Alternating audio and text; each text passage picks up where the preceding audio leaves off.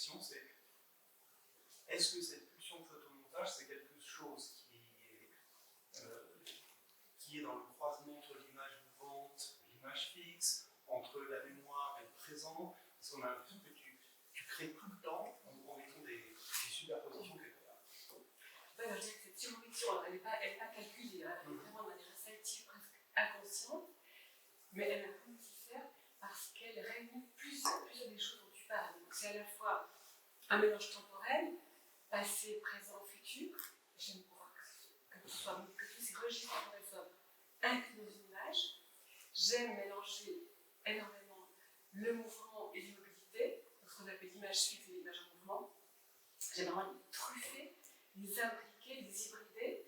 Et souvent, ce sont des images qui sont, par exemple, les fameuses déshabilleuses.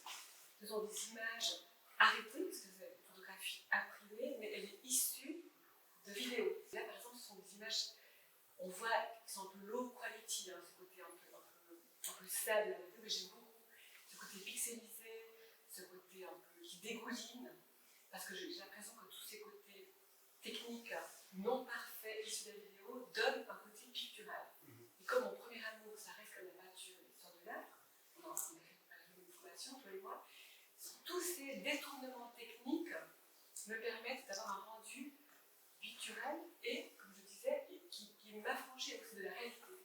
En fait, je suis photographe, comme disait Roland Barthes, le photographe a un cordon ombilical avec la réalité, certes, mais j'essaye à plein de subtilités techniques de m'en affranchir.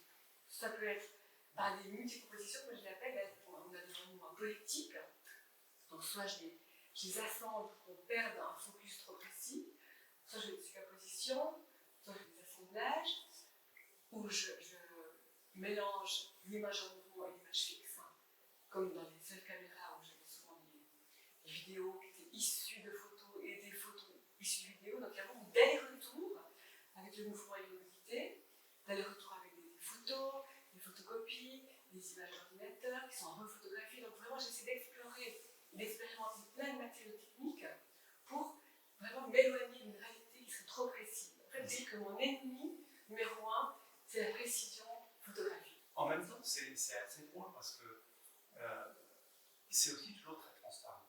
Oui, la transparence, optiquement. Exactement. Optiquement, c'est-à-dire que c'est pas des phénomènes de bouchage, tu n'écrases pas une image sur une autre, tu laisses. Et moi, en voyant le film qui date de 2011, tout à l'heure, pour moi, j'étais dans ton cerveau. C'est-à-dire qu'en fait, c'est comme quand on appelle ou on actualise des souvenirs, des moments, et qu'on n'arrive pas à les fixer, qu'il y en a toujours un autre qui arrive au même moment. Ou une phrase, il y a des phrases.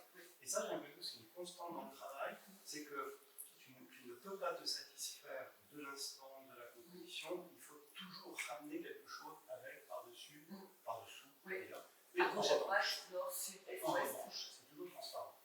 C'est vrai, c'est votre remarque. C'est vrai, j'ai pas pensé. Il y a toujours de la transparence. C'est une coprésence. C'est une coprésence. Alors, peut-être du présent, du passé, de lui, de la vie du paysage. Mais c'est une superposition qui permet beaucoup de choses. Une sorte de clé magique.